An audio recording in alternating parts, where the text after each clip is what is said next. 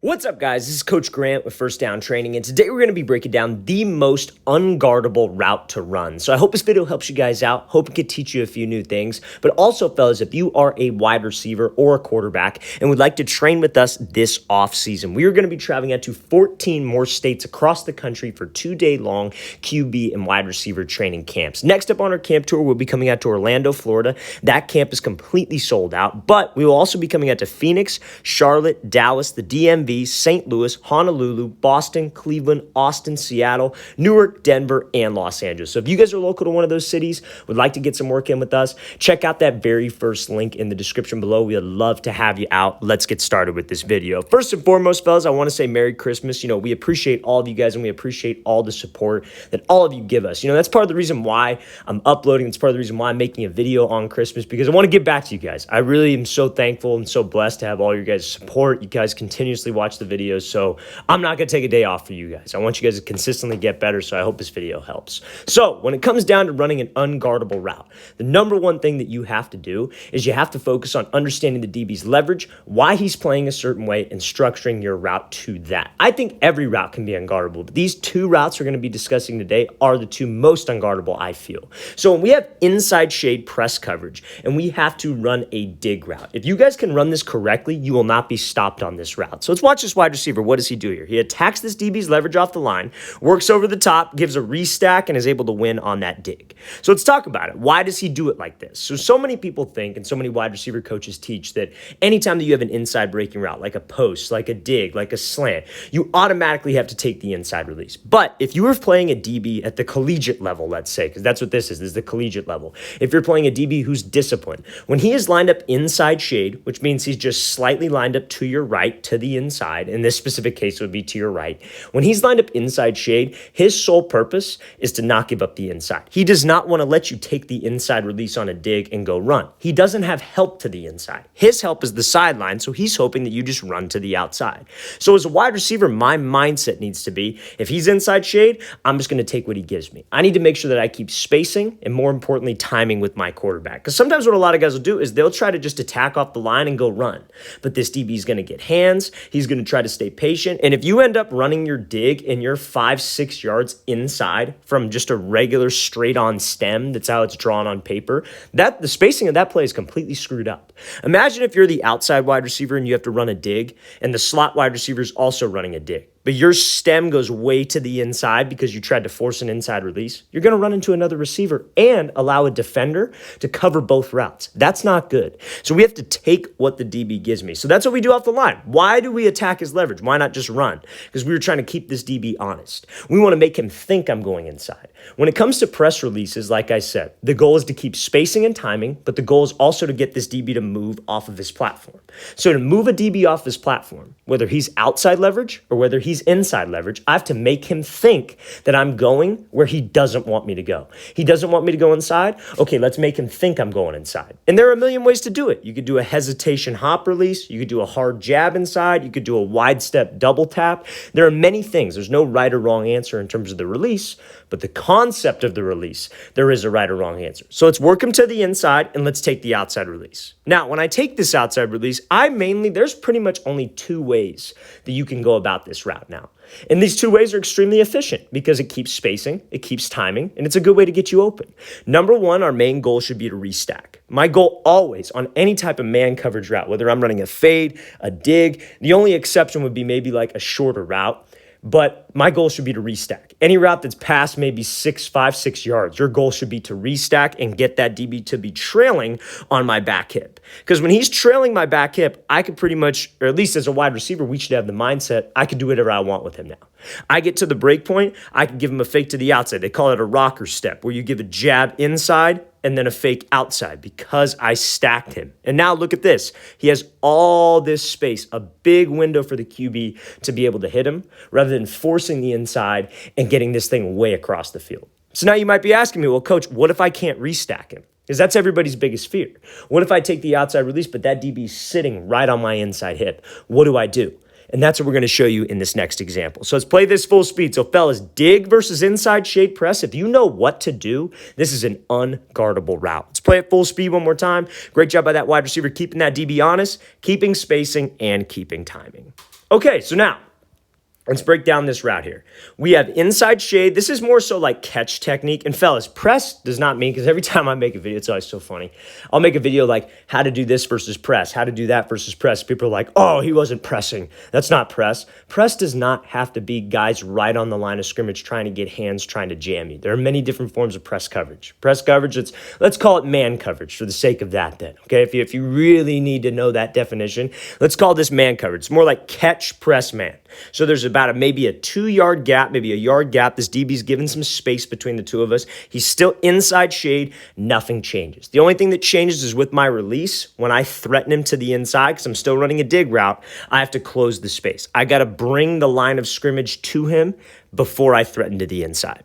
So let's watch what this wide receiver does. He attacks inside, closes the space, takes the outside, but what does he do here? He works a throw-by move on this dig route to the inside. Now, I don't think he thought he was getting the ball right away. I don't think the DB thought he was getting the ball right away. I thought the DB won the rep, or thinks he thought he won the rep, but this is exactly how you would have to run it, fellas, if that DB was right on your hip. Because that's everybody's biggest nightmare. You're coming off here, you burst up to the outside, we're running fade, DB's right here. Can't restack him and give him a move. What should I do? You take that inside hand and you swat this DB by on the shoulder, on the hip. This is where we can be physical. This is not a push off. This is just hand fighting at the top of the route. No referee is going to call a flag on this unless you push him in the back. Now, sometimes we might get tangled up here. Sometimes the DB might grab us because he knows he got beat, whatever it is. But if you guys can drop your hips, you guys can put the brakes on violently. You use that inside hand to swat him by. Now look at what we got. We got underneath the DB. We have him trailing my back hip, and we have space and a big throwing window for my QB to hit me. If we would have forced that inside release and we would have broken this thing off, we wouldn't have that window. DB would be getting hands on me completely, and that would screw up the timing. So, fellas, I cannot stress this enough. A dig versus inside shade press should not be an uncomfortable route. So many people ask us about that. So many people have questions about that, and it shouldn't be uncomfortable. You guys should know what to do. It's simple. You understand the DB's leverage. You understand he's inside leverage for a reason, to protect the inside. I'm not going to get an inside release. If he's disciplined, right? If he sucks, then that's one thing. But I'm not trying to get you ready for a scrub DB. I'm trying to get you ready for a DB who knows what to do. So let's attack him, take the outside release. Take what he gives me. My separation comes from having a plan at the top of the route. Off the line, I'm just trying to keep that DB honest and keep timing and spacing. Let's go back to the very top of this thing. Let's play at full speed one more time. Hey, great job here. Taking what the DB gives him, having a plan at the top of the route, and being physical with that throw by to get some space and get that catch. Okay, so now, next route here that I want to talk about, and this is another very uncomfortable one for wide receivers, is a slant versus inside shade press. So now the biggest thing about a slant versus inside shade press is that you have to make your releases, your routes, you have to make everything look the same. And that's what so many guys don't understand about this. They ask, well, and we're going to talk about some different releases that you can use, but I want to show this clip from Jamar Chase first, because this builds into the slant. When you're running a slant, you have inside shade press. You have to do something called maybe either a diamond release or a slide release based on the timing of the play. And we're going to talk about how to differentiate that in a second here. But if I got to run a diamond release, say it's a diamond release, that's where you would take 3 hard steps. You would go left, in this case, step with your left foot, step with your right foot, cutting off of your left. You would take 3 hard steps at the outside shoulder and hip of the DB, trying to make him think that you were going fade. Now, you can play around with this a little bit with different releases that you may have used on an actual fade route. So let's look at this example here from Jamar Chase. How many times have you seen wide receivers do this move? They hesitate and then they take off to the outside. Now, Jamar Chase didn't get a ton of separation here because this DB went with him, right? But that is what can set up the slant. So we come off the ball. What he's trying to do is he's trying to give this little hesitation move. Hopefully the DB sits inside and he could get a step on him on the fade. So when this DB starts guessing my tempo, maybe he starts understanding what I'm trying to do off the line, and we do this move where I hesitate and he jumps out wide, that can open up the slant. So let's look at this next example here from Chris Olave. So when he comes off the ball, watch what he does. Does a little hesitation, DB jumps, we got it. So you got to understand, fellas, making your routes and making your releases look the same is what makes you an unguardable wide receiver. Honestly, on any route, you should be able to do this kind of thing on any route. If I got to run, like, let's call it a post route, for example, even when it's zone coverage, I'll give you a basic example like zone. Let's say the corner's way off, you got to run a post and you cut off of your left foot. Now you got to run an out route. and the corner's off. Maybe you cut off your left, then give a fake with the inside on the right. You go left, right at the top of the break. They call that a rocker step. Pairing your routes and pairing your releases together is what makes you a dangerous wide receiver. This is just a highlighted example. So this is the same thing that Jamar Chase did. He gives this little jab step with the inside. I call this a prep step. That's to give him some explosion. He slides to the outside. Maybe the DB's seen it before. Maybe the DB's seen it on film before. Because trust me, fellas, as you get older and older, DBs get smart, man. There are little videos, like we have a DB coach that we have, and he puts videos out there similar to what I do on Instagram, TikTok, all the social platforms.